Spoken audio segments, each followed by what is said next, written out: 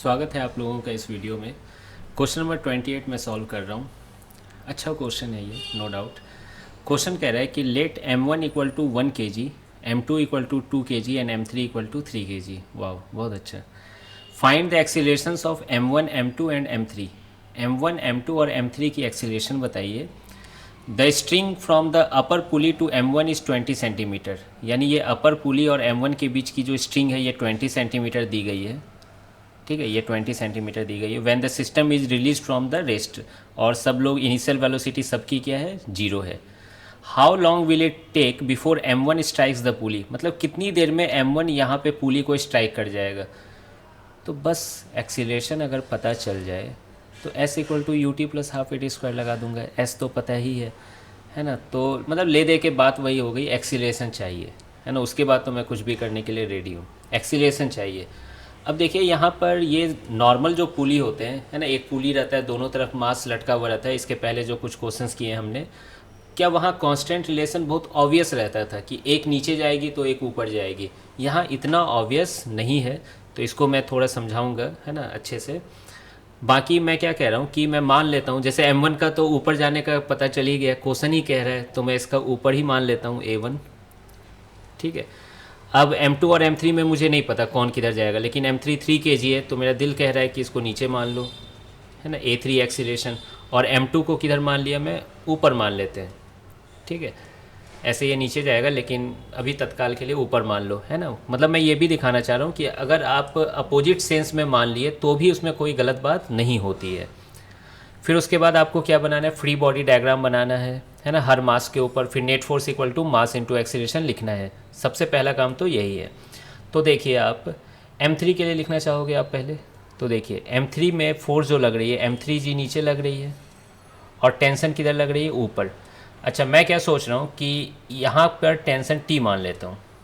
ठीक है, तो यहाँ पर भी टेंशन कितनी होगी, टी होगी। यहाँ पर भी टेंशन कितनी होगी, टी होगी। और यहाँ पर भी टेंशन कितनी होगी, टी होगी। Along the string tension same होती है अगर पुली मासलेस और फ्रिक्शनलेस हो तो। ये m3g हो गया। उसी तरह m2 पे फ्री बॉडी डायग्राम बनाओ तो नीचे m2g हो जाएगा और ऊपर टेंशन लग जा रहा है। ठीक है, यहाँ तक समझ में आ रहा है। फिर उसी तरीके से m1 पे अगर आप एफ बनाओगे तो नीचे m1g फोर्स लग रही है, ग्रेविटी फोर्स। अब ऊपर देखिए टेंशन कितनी लगेगी ना, ले दे के अब बात यहाँ पर पहुँच चुकी है। तो देखना यहाँ पर इस वाले पुली में नीचे 2T फोर्स लग रहा है ना, टोटल टेंशन कितना लग रहा है, 2T। अच्छा, पुली पे नेट फोर्स जीरो होता है। आप बोलोगे कि सर पुली पे नेट फोर्स क्यों जीरो होता है, क्या एक्सीलरेशन उसकी जीरो है? नहीं, एक्सीलरेशन पे नो कमेंट। लेकिन मुझको ये पता है कि मास जीरो है पुली की, है ना, मासलेस पुली हम लोग पढ़ रहे हैं यहाँ पर, तो नेट फोर्स भी क्या हो गई, जीरो ही हो गई। अब बताइए, जब नेट फोर्स जीरो हो गई, नीचे 2T लग रही है, क्या आप बहुत ऑब्वियसली आप समझ रहे हो कि नहीं, ऊपर भी 2T होगी तभी तो नेट फोर्स जीरो होगा। तो यहाँ 2T, तो अलोंग द स्ट्रिंग फिर से टेंशन सेम होगा, तो यहाँ पर भी टेंशन कितनी आने वाली है, 2T आने वाली है। क्या यहाँ तक क्लियर है? ठीक। उसके बाद अब आप क्या लिखोगे, है ना, net force equal to mass into acceleration लिखोगे। Net force equal to mass into acceleration, Newton का सेकेंड लॉ। अब हम लोग एक एक करके लिए तीनों के लिए लिख रहे हैं। ठीक है, तो सबसे पहले किसके लिए लिख दूँ मैं, m1 के लिए लिख दूँ क्या, सबसे पहले m1 के लिए। तो देखिए m1 की एक्सीलरेशन ऊपर माने हैं, तो यानी ऊपर का फोर्स को मैं बड़ा मानूंगा ऑब्वियसली। ठीक है, तो मैं क्या लिखूँगा, 2T minus m1g equal to m1 into a. अच्छा, मैं क्या कह रहा हूँ, m1 क्यों मान रहे हो यार, जब मास दिया हुआ है तो उसकी वैल्यू लिखना भी तो चाहिए। मास की वैल्यू कितनी है, 1 kg है, तो यहाँ क्या हो जाएगा, 1g हो जाएगा, यहाँ 2g हो जाएगा, यहाँ 3g हो जाएगा। तो क्यों बेकार का इक्वेशन बनाऊँ। तो 2T minus 1g equal to कितना हो जाएगा, 1a, है ना, 1 नहीं भी लिख सकते थे। और एक्सीलरेशन की वैल्यू कितनी है, a1। क्या ये आपको पहला इक्वेशन समझ में आया? उसी तरह से m2 के लिए आप लिखो, m2 है ना, इसके लिए आपने ऊपर एक्सीलरेशन माना है तो ऊपर का फोर्स को मैं ज़्यादा मानूंगा, तो नेट फोर्स क्या लिखूंगा मैं, T माइनस mg, है ना, 2g हो गया, equal to mass into acceleration. Mass कितना है, 2 kg है, तो 2 इंटू एक्सीलरेशन a2। क्या ये दो इक्वेशन हो गया? फिर उसी तरीके से m3 के लिए क्या लिखोगे, m3 देखो नीचे एक्सीलरेशन माने हो, मतलब मैं माना हूँ, तो 3g नीचे लगेगा, और 3g माइनस टी लिखूँगा मैं, इक्वल टू 3a3 लिखूँगा। ये रहा आपका 3 इक्वेशन। लेकिन अब आप देखो कि 3 इक्वेशन है तो वेरिएबल 4 है ना। कौन कौन, a1 a2 a3 और फिर t है ना। ये 4 इक्वेशन, 4 वेरिएबल्स हो गए। क्या आपको एक इक्वेशन की और कमी महसूस हो रही है कि नहीं? तो देखो, आप भी ये वीडियो शायद इसी इक्वेशन को खोजने के लिए आए हो, a1 a2 और a3 है ना, कैसे लिखेंगे। ये तो आप भी लिख पा रहे होगे है ना, इसमें कोई बड़ी बात नहीं है।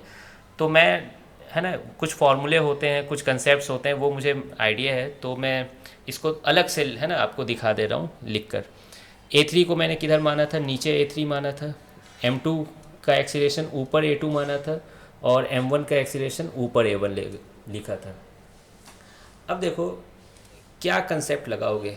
बहुत सारे कंसेप्ट है, बहुत सारे तरीके हैं। जैसे बहुत सारे टीचर्स या, है ना, स्टूडेंट्स भी है ना, ये काम करते हैं। बुक्स में भी लिखा हुआ रहता है, जो सबसे बेसिक मेथड रहता है कि स्ट्रिंग की लेंथ इतनी है, वो स्ट्रिंग इतनी नीचे जा रही है, तो ये स्ट्रिंग इतनी ऊपर जा रही है ना। तो ये सब है ना, बहुत लोग ये करना पसंद करते हैं, लेकिन सच मानो तो मुझे वो पसंद नहीं आता। उसमें बहुत झमेला टाइप का चीज़ें हो जाती है, बहुत टाइम पे विजुअलाइजेशन नहीं हो पाता है। तो बहुत साल पहले मैं भी वही मेथड पढ़ाता था क्लास में, फिर लेकिन कुछ शॉर्टकट मेथड्स हैं, ठीक है, वो मैं यहाँ पे रखा हूँ। शायद क्लास में आपको ये भी बताया गया होगा, है ना, हम लोग बताते हैं ये क्लास में। तो वो मैं सामने रख दिया हूँ, है ना, लिख के रखा हूँ। आप चाहो तो इसको पॉज करके, है ना, थोड़ा सा रिवीजन कर लो इसमें, है ना। मैं क्या बता रहा हूँ, ये फार्मूला बहुत इंपॉर्टेंट है, इसको याद कर लो। Velocity of pulley equal to VA plus VB by 2। इससे आपके सारे क्वेश्चंस बन जाएंगे, चाहे कितना भी डिफ़िकल्ट क्यों ना हो। बाकी मैं 2-3 मेथड और यहाँ पे लिखा हुआ हूँ, थोड़ा सा बता देता हूँ, चलो देखो, है ना। थोड़ा लेंदी हो जाएगा, लेकिन समझने में भी अच्छा लगेगा। पुली है ना, VP से ऊपर जा रहा है मान लेते हैं, और ये A वाला ब्लॉक VA वेलोसिटी से ऊपर जा रहा है, और B वाला ब्लॉक VB वेलोसिटी से ऊपर जा रहा है। अब ये देखिए, x1 लेंथ है, ये x2 लेंथ है। क्या x1 प्लस x2 L होगी, कुछ होगी, ठीक है। फिर मैंने इसे डिफ्रेंशिएट कर दिया with respect to time, dx1 by dt plus dx2 by dt। L की डिफ्रेंशिएशन क्या हो जाएगी, 0 हो जाएगी, क्यों, L तो कांस्टेंट है। dx1 बाई dt का मतलब क्या होता है, समय के साथ x1 के बदलने का रफ्तार, है ना, और उसे ही तो वेलोसिटी कहते हैं। लेकिन अब आप देखो कि x1 का जो बदलाव होगा, सिर्फ a की वेलोसिटी उसे, जैसे a की वेलोसिटी इसको छोटा कर रही है ना, ऊपर जा रही है, सिर्फ a पे डिपेंड नहीं करेगा, पुली पे भी डिपेंड करेगा। क्यों, पुली भी तो ऊपर जा रही है, जिसकी वजह से ये, है ना, रस्सी को, लेंथ को खींचना चाह रही होगी। आ रही बात समझ में? तो यहाँ सही मायने में क्या लिखना चाहिए, velocity of a with respect to pulley. तो मैं लिखा भी हूँ, पुली पर बैठ जाओ, फिर अब इसको इमेजिन करो, है ना। माइनस क्यों दिया हूँ, ये सब साइन कन्वेंशन है ना, कि x1 की लेंथ छोटी हो रही है। अगर मान लीजिए रिलेटिव वेलोसिटी ऊपर आई तो, है ना, x1 की लेंथ क्या होगी, छोटी होगी, तो dx बाई dt क्या होगी, निगेटिव होगी, इसलिए माइनस आया है यहाँ पर। बाकी, है ना, इसको आप सॉल्व करो तो VAP equal to minus VBP आ जाएगा। फिर रिलेटिव का आपको फॉर्मूला पता है, VAB equal to VA minus VB होता है। तो उसी तरीके से VA माइनस VP लिख दिया, यहाँ पर भी ऐसे लिख दिया। फिर ये माइनस VB प्लस VP हो गया, है ना। फिर VP को एक तरफ ले आओ तो 2VP हो गया, और VB को एक तरफ ले आओ तो VA प्लस VB हो जाएगा बटा 2। ये देखिए फॉर्मूला आ गया। बस ध्यान रहे यहाँ साइन कन्वेंशन के साथ रखना है, यानी कि अगर आपने किसी क्वेश्चन में ऊपर पॉजिटिव माना है तो ऊपर की वेलोसिटी पॉजिटिव लेना, है ना, नीचे की वेलोसिटी फिर निगेटिव लेना। अब यही कंसेप्ट आप यूज कर लेना एक्सीलरेशन के टर्म में भी, यानी वेलोसिटी को मान लो आप दोबारा डिफरेंशिएट करते, और यहाँ पर along the length he motion हो रहा है, कुछ, है ना, रोटेशन टाइप का फील नहीं है, सर्कुलर की फील नहीं है यहाँ पर। तो वेलोसिटी की डायरेक्ट डिफरेंशिएशन आप क्या लिख लोगे, एक्सीलरेशन लिख लोगे। तो एक्सीलरेशन के लिए फॉर्मूला क्या बन जाएगा, acceleration of pulley equal to acceleration of A plus acceleration of B by 2, ठीक है। अब देखो मेथड 2 भी दूसरा होता है, ये भी अच्छा लगता है, मैं ज़्यादातर यही यूज करता हूँ। Work done by all tension force, है ना, इक्वल टू 0। वर्क डन जो होती है टेंशन फोर्स की 0 होती है, तो उसकी रेट ऑफ वर्क डन भी क्या हो जाएगी, 0 हो जाएगी, है ना। तो ये बाद में पढ़ोगे वर्क एनर्जी चैप्टर में, कि फोर्स डॉट वेलोसिटी पावर होती है, रेट ऑफ वर्क डन होता है। तो सिग्मा मतलब summation of T dot V क्या होगा, 0 होगा। डॉट प्रोडक्ट जानते ही हो ना, सेम डायरेक्शन में अगर दोनों वेक्टर है तो cos 0 डिग्री होता है, और अपोजिट डायरेक्शन में cos 180 डिग्री यानी माइनस होता है। तो ये मेरा ज़्यादा फेवरेट है ना, मैं ये यूज करता हूँ बहुत ज़्यादा। बाकी मैं अभी जो समझाऊंगा तीनों मेथड से बता दूंगा। उसी तरीके से एक और मेथड है ना, ये मेथड 3 आप इसको बोल सकते हो, है ना। अब देखो इसका प्रूफ क्या होता है, ये सब वर्क के चैप्टर्स में, है ना, थोड़ा ज़्यादा डिस्कशन करने में समझ में आता है। अभी तो मैं बस हिंट दे रहा हूँ। फिर ये तीसरा मेथड है, इसमें मैं डायरेक्ट ये शॉर्टकट बता दे रहा हूँ कि आप एक स्ट्रिंग में घूम जाओ, है ना, एक स्ट्रिंग में घूम जाओ। तो यहाँ टेंशन टी लग रही है, टी लग रही है, ये सब समझ में आ रहा है। पुली ऊपर जा रही है तो ये पॉइंट भी वीपी से ऊपर जा रही है, ये पॉइंट भी वीपी से ऊपर जा रही है, और ये पॉइंट वी ए वेलोसिटी से ऊपर जा रही है, ये पॉइंट वी बी वेलोसिटी से ऊपर जा रही है। ठीक है, अब देखिए फिर से वही पावर वाला इक्वेशन लिखा हूँ, है ना। इस पॉइंट के लिए आप क्या लिखोगे, T into V A same direction में है। फिर इस पॉइंट के लिए क्या लिखोगे, minus T into V P opposite direction में है। फिर इस पॉइंट पे आ जाओ, minus T into V P plus t into V P. फिर से देखो वही आ गया कि नहीं, टी से टी कट गया। अब देखो यही चीज़ करना है, बट एक लाइन में करना है, बिना बताए कि हम कर क्या रहे हैं। तो मैंने एक शॉर्टकट बताया कि अगर लेंथ की टेंडेंसी घट रही है, वेलोसिटी की वजह से अगर घट रही है, टेंडेंसी है घटने की, तो आप निगेटिव ले लो, है ना, मान लो निगेटिव ले लो। और अगर टेंडेंसी बढ़ने की हो रही है तो पॉजिटिव ले लो। आप उल्टा भी ले सकते हो, कोई फ़र्क नहीं पड़ेगा, लेकिन है ना एक आदत रखो बनाकर। तो अब आप देखिए इस वाले में ए वाले की पॉइंट जो है वी ए वेलोसिटी की वजह से ऊपर जा रही है, तो ये टेंडेंसी क्या लेंथ को छोटा करने का हो रहा है कि नहीं, मतलब लेंथ को ऐसा समझ लो कि नहीं कम करने का कर रहा है ये टेंडेंसी, है ना। बाकी सबको फिर फिक्स थोड़ा इमेजिन करो, तो ये कम करने की टेंडेंसी रख रहा है, तो मैंने माइनस वी ए लिख दिया। अब देखिए पुली के ऊपर जाने से ये पॉइंट ऐसा लग रहा है कि नहीं रस्सी को खींचना चाह रहा है, ठीक है, तो प्लस वी पी लिख दिया। यहाँ पर भी सेम लॉजिक से प्लस वी पी लिख दिया। फिर ये देखिए वेलोसिटी ऑफ बी जो है वो कम करना चाह रहा है, तो माइनस वी बी लिख दिया, फिर इक्वल टू जीरो कर दिया। यहाँ से भी वही चीज़ आ गया। तो देख रहे हैं दो तीन मेथड यहीं पर आ गए हैं, है ना, सामने। तो मैं इसी मेथड का भी यूज करता हूँ, यहाँ पे आपको समझाता हूँ। तो देखो मेरा जो फेवरेट जो मैंने अभी बताया sigma T dot we zero होता है, और उसको फिर से डिफ्रेंशिएट कर दो तो सिग्मा टी डॉट ए क्या हो जाएगा, जीरो हो जाएगा। अब आप देखिए मैंने यहाँ टी माना था, यहाँ टी माना था, और यहाँ पे टी टी टू टी हो गया था, और यहाँ पे भी टू टी हो गया था। ठीक है, ध्यान से देखना। M3 वाले के लिए क्या दोनों अपोजिट डायरेक्शन में है कि नहीं, तो बताइए क्या हो जाएगा, माइनस आ जाएगा, माइनस टी इंटू ए थ्री। M2 के लिए क्या दोनों सेम डायरेक्शन में है, तो क्या हो जाएगा, plus t into a two हो जाएगा। और ये M1 के लिए, है ना, M1 के लिए दोनों फिर से सेम डायरेक्शन में है, तो क्या हो जाएगा, two t into a one हो जाएगा। क्यों, टेंशन की वैल्यू टू टी है और एक्सीलरेशन की वैल्यू ए वन है, equal to zero. T t आप काट दो तो minus a three plus a two plus two a one equal to zero हो गया। वाह, देखिए एक लाइन में आ गया। क्लियर है ये चीज़। अब आप देखो फिर से एक दूसरे मेथड से भी, वो जो वेलोसिटी और पुली वाला फॉर्मूला था ना, उससे भी मैं करके दिखाता हूँ आपको, है ना। सब तरीके से हो सकता है। याद है वेलोसिटी ऑफ पुली, उसमें ये फॉर्मूला आप यूज कर सकते हो, acceleration of pulley equal to acceleration of A plus acceleration of B by two. A और बी क्या है, पुली के दोनों छोर वाले पॉइंट्स, है ना, दोनों अपोजिट, है ना, छोर वाले पॉइंट्स हैं। अब आप देखिए ये M1 A1 से ऊपर जा रहा है, और ये एक स्ट्रिंग कनेक्टेड है पुली से, है ना। तो ये पुली ऑब्वियसली किधर जाएगी, नीचे जाएगी A1 से। क्या ये तो बेसिक है एकदम, है ना। एक ही रस्सी है और लेंथ छोटी बड़ी नहीं हो सकती। ये A1 से ऊपर गई, A1 से ऊपर गई, तो ये A1 से क्या आएगी, नीचे आएगी, है ना। अब आप ये फॉर्मूला लगा दो, देखना इस पुली के लिए, है ना। तो पुली की एक्सीलरेशन क्या हो जाएगी, माइनस A1, मैं नीचे का डायरेक्शन को निगेटिव मान रहा हूँ, माइनस A1। ए इधर मान लेता हूँ, लेफ्ट साइड में ए मान लेता हूँ। ए की एक्सीलरेशन क्या हो जाएगी, प्लस A2, और बी की एक्सीलरेशन क्या हो जाएगी, माइनस A3 बाई टू। अब आप बोलोगे सर इस बार सेम नहीं आया लगता है, ध्यान दो आगे आ चुका है, A2 माइनस A3। ठीक है, ये हो गया। फिर उसके बाद एक सेकेंड, पॉइंटर कहाँ चला।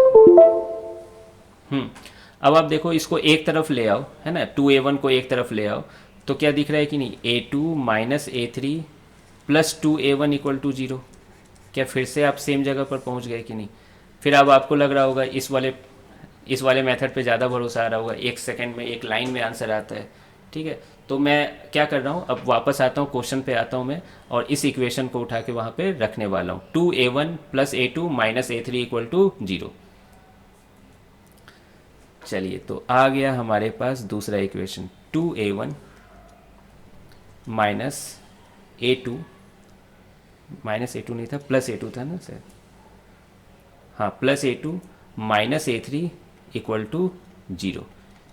ये रहा आपका चौथा इक्वेशन। अब देखिए 4 इक्वेशन 4 वेरिएबल क्या सॉल्व कर सकते हो कि नहीं, है ना। वीडियो थोड़ा लंबा हो गया क्योंकि मैं थोड़ा ज़्यादा समझाने लगा उधर। अब आप देखिए इसको, अच्छा सॉल्व भी मैं ही करूँ ना, हाँ तो सॉल्व भी कर देखते हैं कैसे होगा। 2a1, a1 की वैल्यू आप कहाँ से उठा लो, है ना, यहाँ से उठा लो, है ना। 4 इक्वेशन 4 वेरिएबल, ज़िंदगी में पहली बार सॉल्व कर रहे हो। a1 की वैल्यू यहाँ पे उठा लो, तो 2t माइनस जी यहाँ पे लिख देंगे, 2t माइनस जी प्लस a2 की वैल्यू यहाँ से उठा लो, क्या हो जाएगा, t माइनस 2g बटा 2, तो बटा 2 कर दूँ क्या दोनों में, फिर माइनस a3 की वैल्यू यहाँ से उठा लीजिए, तो क्या हो जाएगा 3g माइनस टी बटा 3। समझ रहे हैं, सबको उठा लिया। अब देखो यहाँ टेंशन आ गया, लेकिन सबसे इजी तरीका यही होगा, पहले टेंशन निकाल लो, फिर उसमें पुट कर दो a1 a2 a3 मिलते रहेंगे, है ना। जब इलिमिनेट करने जाओगे ना फिर बहुत दिक्कत होने लगेगी, फिर ज़्यादा झूठ मूठ का इक्वेशन ज़्यादा बनने लगेंगे। फिर देखिए इसको सॉल्व मैं कर रहा हूँ, तो ये कितना हो जाएगा, 2 2 जब 4t हो जाएगा, minus 2g plus t by 2 minus g, है ना, ये कट जाएंगे। अब ये देखिए प्रॉपर्टी में ना माइनस घुस जाएगा, अंदर हो जाएगा, तो माइनस जी और माइनस माइनस क्या हो जाएगा प्लस, तो plus t by 3 equal to 0।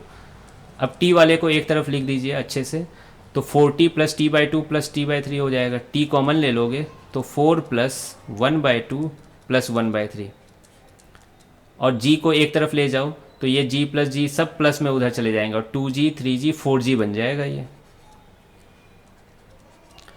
अब यहाँ पे आप एलसीएम ले लो, ये सब मैं क्या सिखा रहा हूँ, 3 2 6 हो जाएगा, है ना, और 6 इधर चला जाएगा तो 24 हो जाएगा, 24g, और यहाँ पे 6 4 जा 24 होगा, प्लस 3 हो जाएगा, कितना हो जाएगा 27 प्लस 2 29। ये रहा आपका टेंशन का वैल्यू।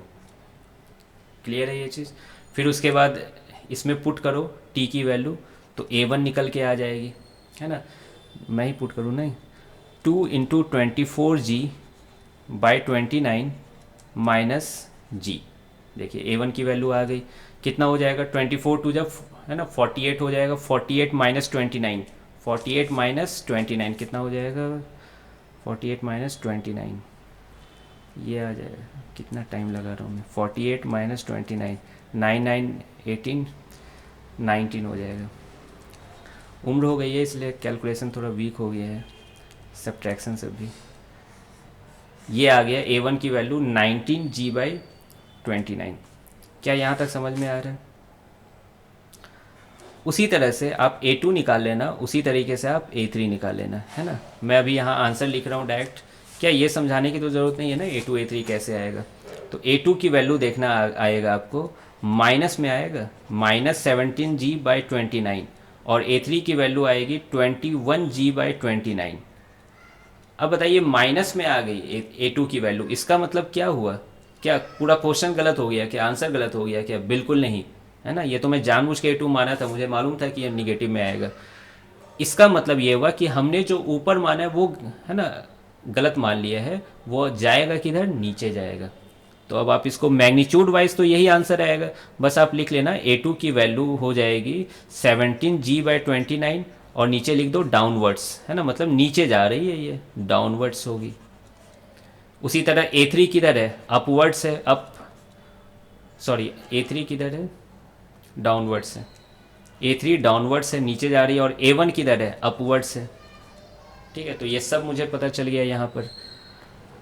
अब एक क्वेश्चन और है इसमें कि कितने देर में m1 वाली मास यहाँ पे टकरा जाएगी। अब देखिए a1 आ गया, तो क्या अब हम लोग इक्वेशन ऑफ मोशन यूज कर सकते हैं कि नहीं, इधर मैं लिख देता हूँ इसको, s equal to u t plus half a t square, s equal to u t plus half a t square. a की वैल्यू कितनी हो जाएगी, a1 हो जाएगी, u की वैल्यू तो 0 है, तो बताइए टाइम की वैल्यू कितनी आ गई, √2s/a। फिर से अगेन डाटा है, ये सब पुट करना है। 2 की वैल्यू 2 है, s की वैल्यू कितनी है 20 सेंटीमीटर, यानी 0.2 मीटर हो जाएगा, है ना, ऐसा यूनिट में। और एक्सीलेशन a1 की वैल्यू कितनी हो गई 19g बाई 29, g की वैल्यू रख दूँ क्या 9.8, और 29 किधर चला जाएगा, ऊपर चला जाएगा। आप इसको सॉल्व करो तो अप्रॉक्स में ये आंसर आ जाएगा 0.2495, ठीक है, मतलब 0.25 सेकेंड। एग्ज़ाम में जब ऐसे क्वेश्चंस आएंगे तो थोड़ा डाटा अच्छा रहेगा, ताकि ये सब आंसर अच्छे तरीके से आए, है ना, ज़्यादा कैलकुलेटिव ना हो। तो आई होप कि आपको ये समझ में आ गया होगा, है ना। कांस्टेंट रिलेशन भी ज़्यादा अच्छे से समझ में आया होगा, और सॉल्व करना भी मैं सिखा ही दिया हूँ सब कुछ। मिलते हैं फिर नेक्स्ट वीडियो में।